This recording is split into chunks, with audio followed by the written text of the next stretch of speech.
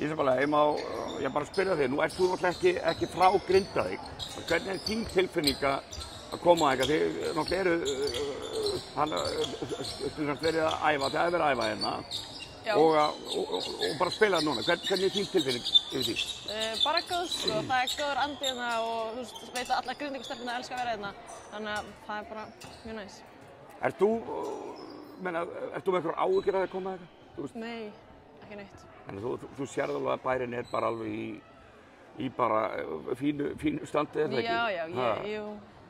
Og hvað, þið æfið bæði hérna og inni og í Smáranum? Já. Ok.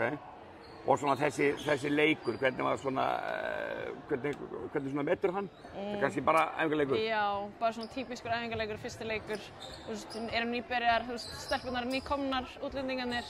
Þannig að við erum ekki búin að æfa mikið saman.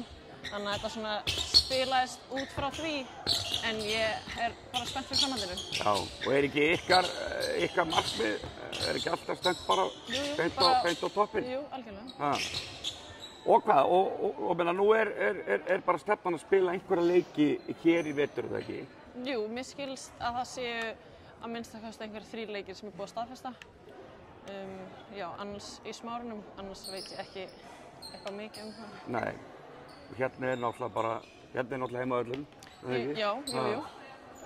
Herðu, og eins og ég segi, þið náttúrulega ætlaðu ykkur bara alla leið veitur. Já, klálega. Frábært, takk. Takk.